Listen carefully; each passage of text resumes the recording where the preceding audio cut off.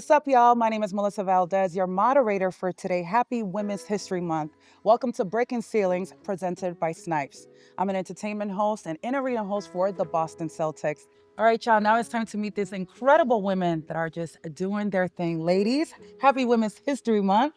It's time for the world to know all the incredible things that you guys do, starting with Khadija Campbell, who's an Emmy-winning storyteller recognized for Dykeman basketball at the New York Sports Emmy Awards.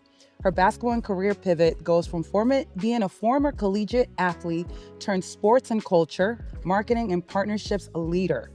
The industry impact goes way back from previously working at the NBPA and at MSG. Her community and education, she supports the Ken Stevens and Dykeman Basketball, New Heights, and the John Starks Foundation.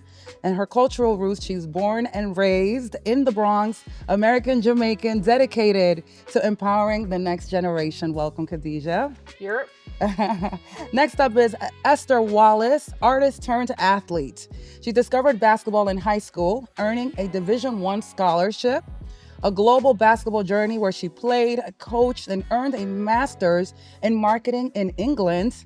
She's the founder of Player Society, launched in 2018 to build culture in women's sports, a WNBA collaborator known for merch featuring player sketches worn by athletes worldwide, a creative and entrepreneurial where she blends art, sports, and marketing to drive impact. Welcome, Esther.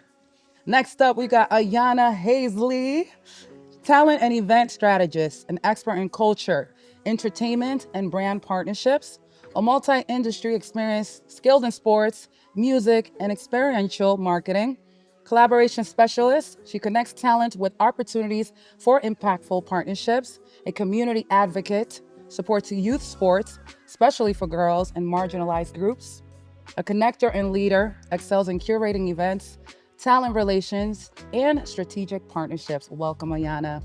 And last but not least, we've got Katrina Clayton, a brand and athlete marketing pro, 10 plus years in brand marketing, athlete development, and community impact. An NBPA executive, she helps the NBA players maximize their influence through marketing and experiences.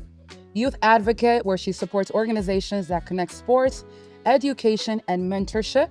And the founder of Power Her Forward, empowers women in sports and entertainment through leadership and career resources, and impact-driven, passionate about creating positive change in sports and beyond. Welcome, Katrina.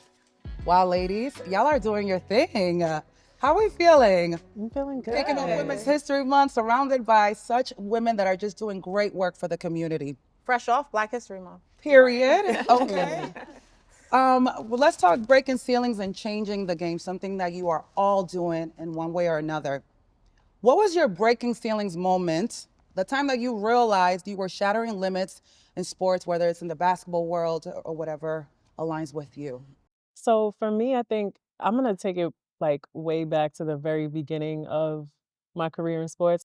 You know, I always knew that I wanted to be in sports. I played sports as a child. I played varsity soccer and I ran varsity track.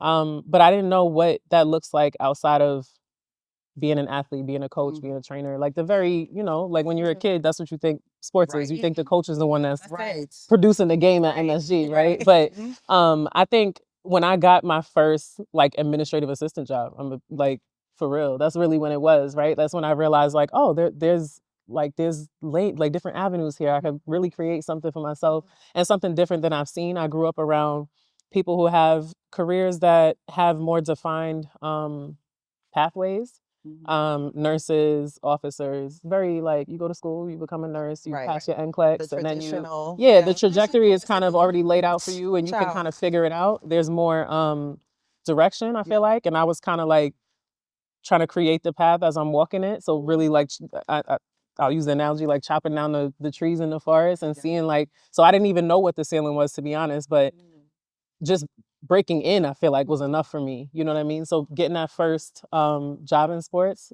that's when I realized like, oh, I can really do this. This is cool. And you did that.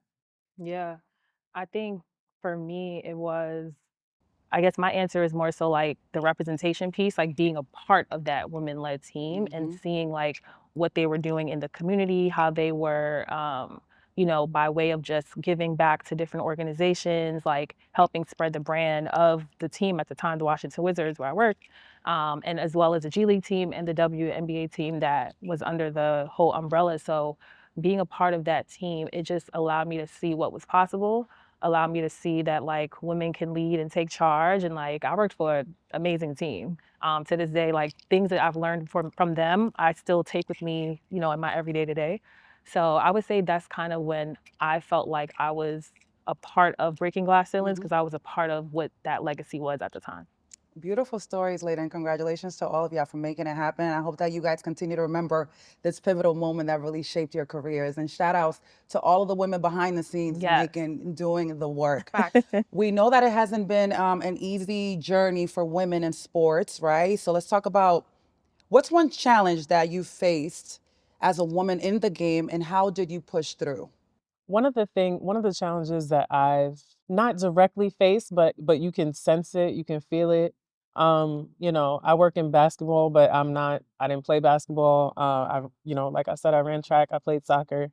Um, you could feel it when like guys quiz you, right? Like you say you work in sports, and it's like, oh, word, who's your favorite player? And it's like, I don't need a favorite player. Like, I have a favorite player, but I don't need a favorite player to work here. Like, you know what I mean? Like, I don't need to do that. Like, you feeling like you need to validate yourself all the time. And I feel like that's one of the things that, even when you first meet somebody, I know a lot of women who are, dating or whatever, like they don't even bring that up. Like, they're just like, at all. At all. you don't want to bring it up to like a guy who has hoop dreams still, and now you kind of living like his hoop dream, and like then he want to know who's your top 5 players That has and happened. who won the championship in 1997. Like, bro, relax. Yeah. I'm gonna piggyback off of that really quick. It's like feeling that you have to validate yourself, but also while balancing the egos in the room, right? And the male egos in the room that comes with that.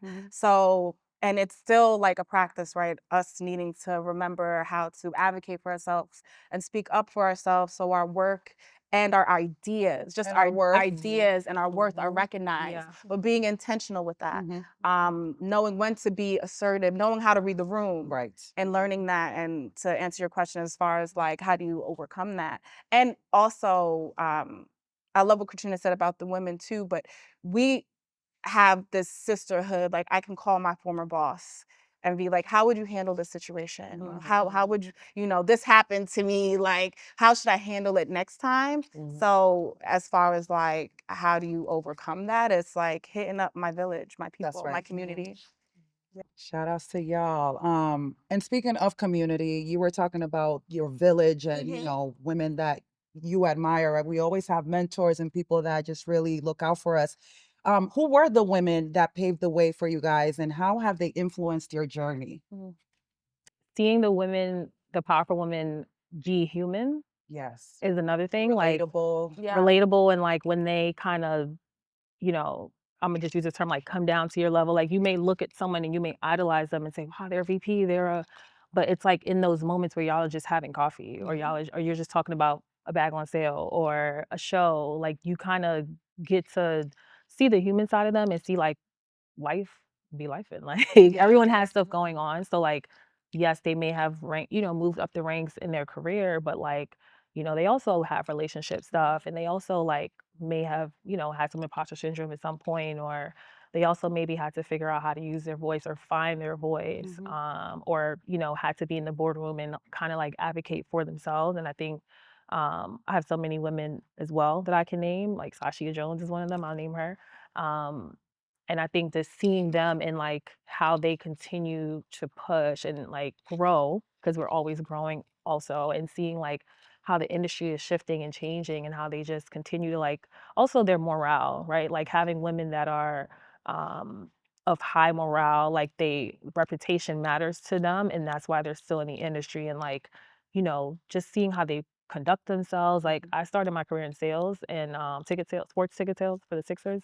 And the first couple of things that like they used to tell us was like, your skirt shouldn't be this length. And it was a lot about like how you looked, which was very interesting at the time. But I understood that like we had to present ourselves. Unfortunately, like as women, sometimes like you have to think a little more about what you're wearing. And like if you're a little thicker, a little curvier, like you want to make sure you're not, whatever people may think. And so that was something that I thought about a lot as a woman, and also had mentors who, let me in on some conversations, and, maybe we're this and not that, and all in love and looking out. And that's something that, like, you know, I also have thought about too, when, like, maybe there's an intern or maybe there's someone new and you trying to figure out how to show them the ropes just because it was kind of done to you. And so I think that the women that continue to, like, keep me grounded and help me to kind of keep going forward, I'm just so thankful for them.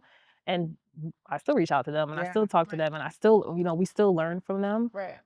And it goes back to, like, that community, and knowing that you can pick up the phone, text someone, like, everyone has stuff going on, but, like, you can connect with women who understand and they've been where we've been and where we are now and, like, where we're gonna go. That's real.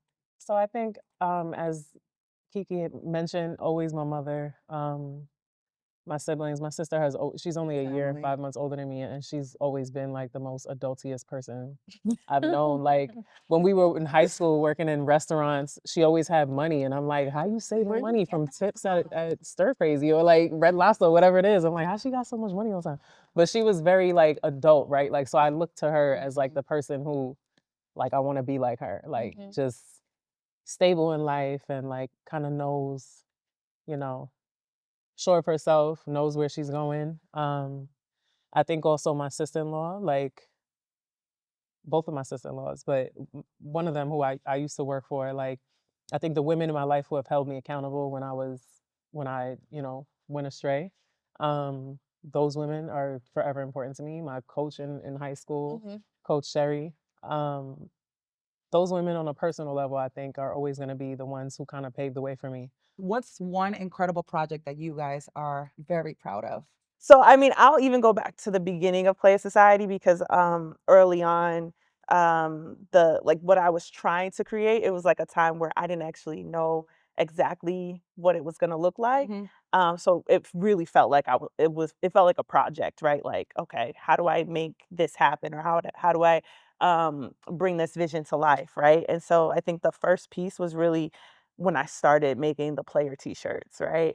Because it was in 2022, and it was when Sylvia Fowles was retiring, and a lot of the women's basketball community felt like she wasn't getting her flowers. And I had already actively been thinking of what does it look like for me to like try and put these player t-shirts out with the WNBA. So me personally, I'll take a long time to like be ready. Like obviously creatively, I'm like, oh, nothing's ever ready. But I was like, no, we have to drop this at All Star Chicago for Sylvia Fowles. So honestly, when I started with the player t-shirts, I actually had to kind of teach myself how to draw on an iPad. I had taken art classes. Like I had some skills. I wasn't starting at zero. I'm not gonna front. Like I wasn't starting at zero. I was starting at like Never known, girl. right. I just had never done it digitally. I had never done it like obviously to put it out there for the world to see. That was also a little, intimidating. But I was like, no, I have to like do something that really honors these women. And for me, the best thing I could think of was like giving them more time and energy in a space where everybody was like, no, they don't deserve that time and energy, or it's not worth it, right? So I was like, oh, not only is it worth it, but I'm gonna show you by like, I'm gonna do the most, and I'm gonna and create kind of like this proof of concept, right? And so Sylvia Fowles and Candace Parker were the first t-shirts that I released. Sold out, yeah, the first player tees, and sold out at sold out, online, but I think we did the first part of the drop like in person in Chicago. And so I was at the All-Star game. That was last before COVID too. Right.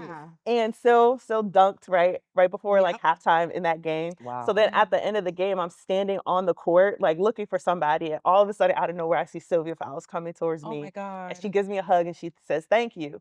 And that was the moment where I was just like, wow, like like it worked, right? Yeah. Like the intention behind this, she felt seen and she felt celebrated. And the intentionality behind it really like it was purposeful. And so that's what I used as the catalyst to just continue to drive the brand and propel things forward. So I think for me that was like the most important project because it was the catalyst for everything. That's yo, Snipes.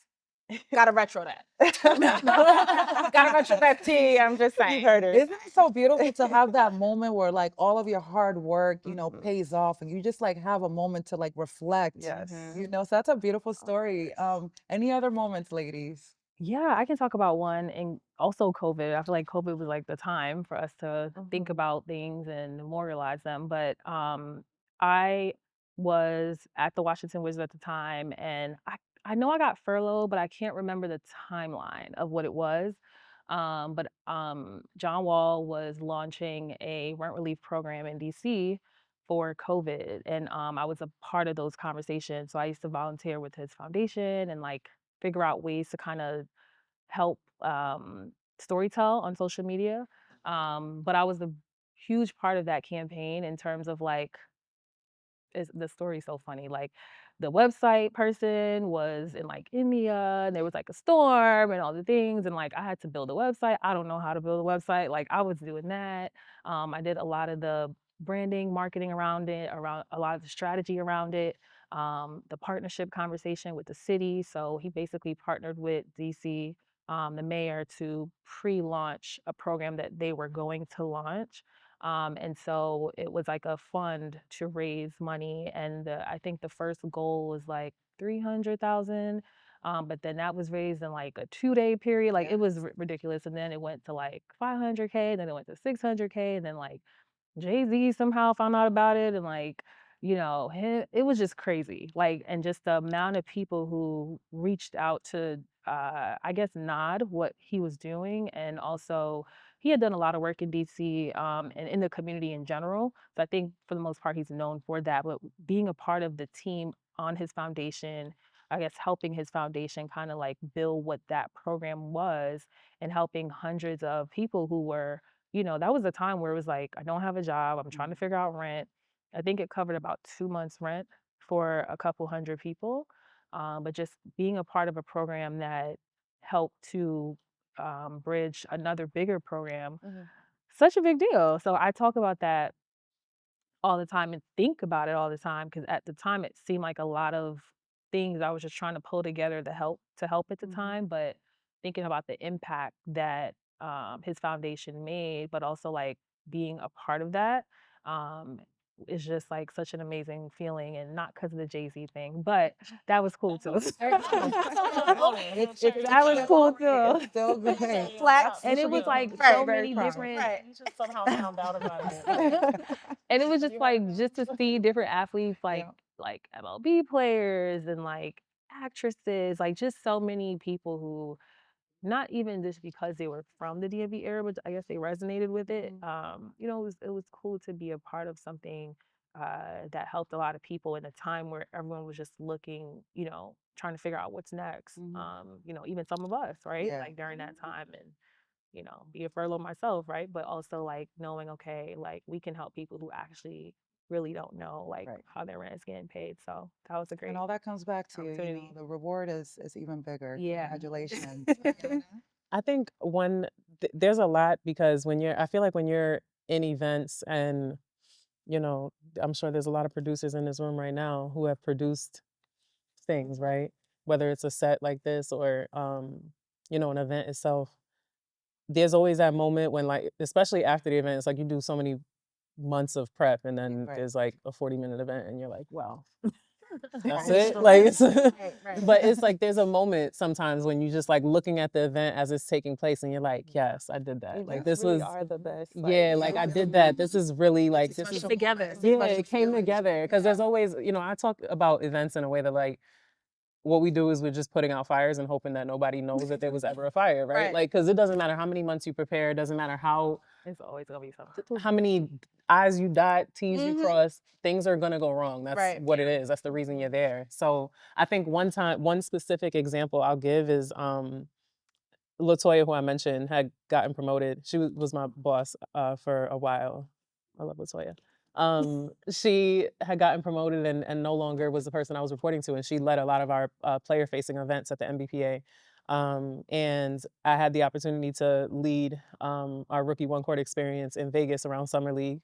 And for the first time, I was leading it sort of like like I was the lead, and it was Killed it, very bodied it. and so many things went wrong. I mean, it was our After I said it was that. hosted by Jalen Brown, so we have But you like would people never in the know. building who like matter, right? I mean, we all matter, but you get what I mean, like very, you know, like the A-list type of crowd. So 2.5 weeks before the event, at Tribeca Film Festival. So we're literally working that day at Tribeca Film Festival, and got the call that the venue that we had for the event that we were going to do in Vegas was like, no, we want to save that space for our high rollers. Plane going there. No, we were at the reception after Tribeca Film Festival.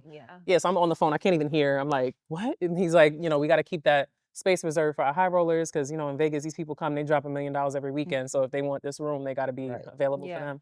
So we lost the venue for this huge major event that our fabricators, everybody was flying in that next day to Vegas to do our final walkthrough, and lost the venue. So we're literally on the ground sourcing the venue, like with the fabricators, with the creative team, like on the plane, Googling, like losing Wi-Fi and trying to figure out like, all right, what are the walkthroughs going to be? We're only in Vegas for like 36 hours or something like that.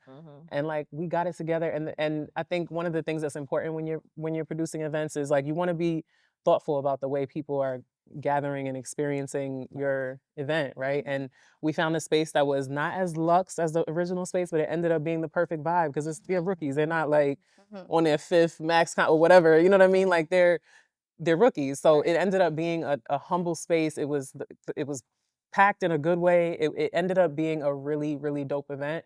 And for that to be the first one that I really led by myself, or not by myself, I had a team of people, but you know, I was really like on the front line, for lack of a better term. And I was just really, really proud. And that text that LaToya sent after, I was like, oh, that's great. That's a great story. I know who to call next time I'm 2 weeks out from an event and everything. Like, seriously.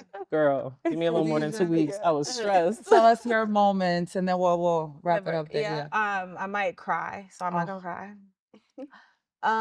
No, so you know, I played at the collegiate level, and I also had was very grateful to also coach Division III basketball. I coach at my alma mater, Geneseo, and then I came back home to do grad school at Manhattanville. Now it was Manhattanville College, now university, and as a grad assistant, like, and the full-time assistant coach, going to school full-time and also coaching full-time, you are the mom, you're the sister, you're the, you know, when, you know, I've had one of my players, they came out to me before coming out to the family and wanted to navigate that. That was new for me. And just trusting me and, you know, just basketball has done so much for me. And being able to see them and help them walk across that stage when they don't even know if they're going to graduate. You know, I had a situation, she didn't know if she was going to have money to continue doing school. I've been there, you know, and that I'm forever grateful that the head coach at the time trusted me to be with these young women as they're navigating their life, as I'm navigating my adult life, right? So I'm forever indebted to all coaches, that experience of the players who still, like, we don't talk every day, but you know, when we do communicate, they be like, yo, I love you, I miss you, what's up? Yeah, I'm very proud of that. You know what I'm sensing? It's just gratitude. Like, Yeah. this is tears of joy. And we talked about like the moment where you kind of like just sit and you're like, wow, I made this happen. It's such a beautiful feeling, and it really speaks to the work that you guys continue to do. All right, ladies, we're continuing our conversation. And now we're talking beyond the game.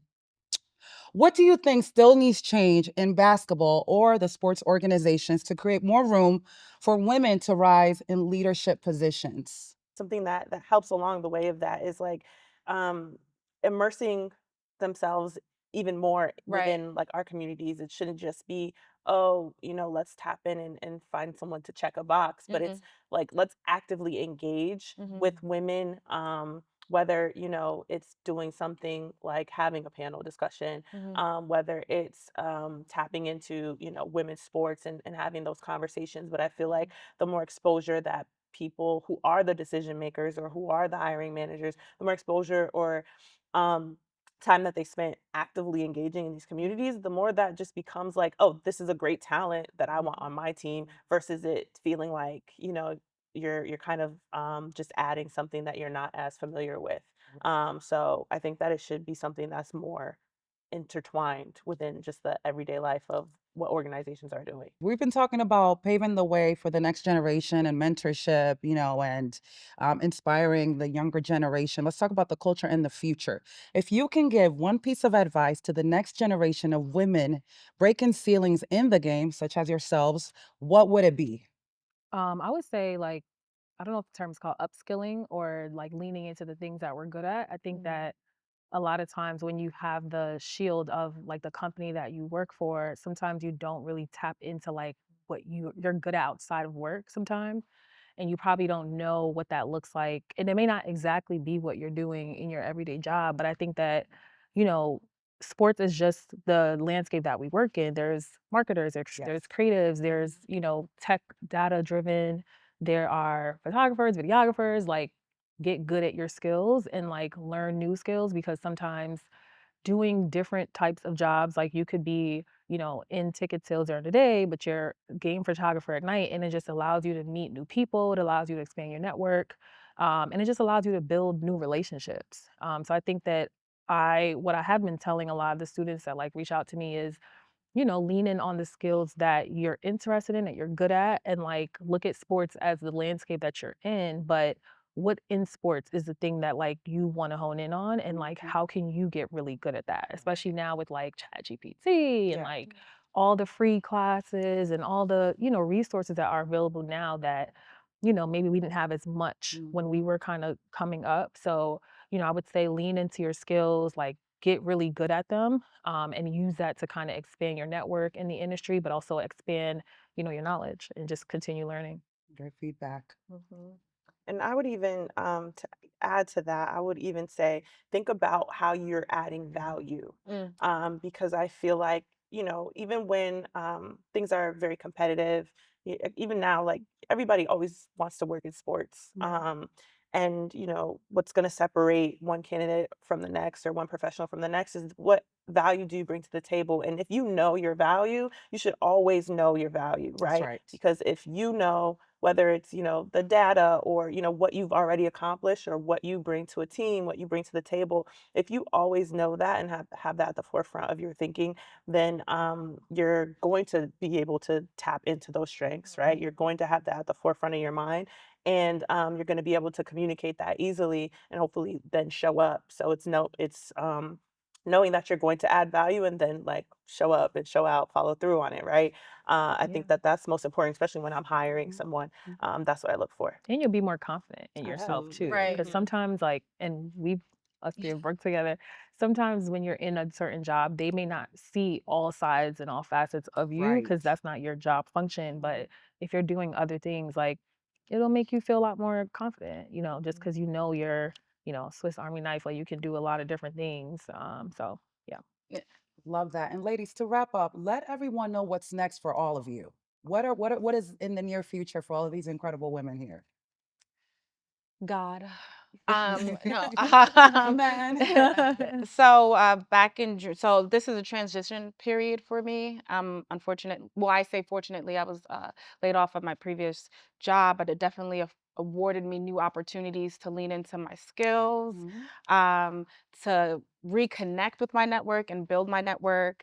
We've talked about value up here, just rediscovering what that value is and knowing that I belong in these rooms, Yes. right? Belong in these spaces that maybe I didn't think I had the skill sets to do.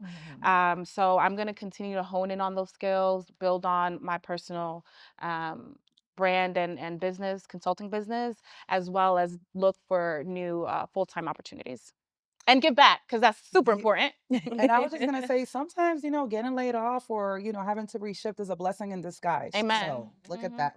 Esther, what's up for you? All the things. I'm always going to be designing and creating, and I mean, I can't even. People ask me like, "What's dropping next?" Sometimes I don't even know. Stay tuned. Whenever we keep up with the timeline, I'm just creating. But I think big picture wise is continuing to deliver, and I always say doubling down on the WNBA, doubling down on women in sports. So I think I'm at a place where, you know, I've hired a team now, so we're just looking to do things, take things to the next level, and elevate a lot of the work that we've been doing and the projects that we've been working on. Congratulations. Katrina, take us home, sis. I know, right? I feel like we're in church. No, I think for me, like in my career, I'm in a point where I'm trying to figure out how to get to the leadership, you know, roles. How do I become more within this industry? And a part of that is giving back. A part of that is building community. A part of that is leaning on friendships and relationships that I've made. And so I'm tasking myself to do that in my everyday life, but I'm also like building power forward, as you kind of alluded to earlier, just to be a space for, you know, people like me, women like me, allies too.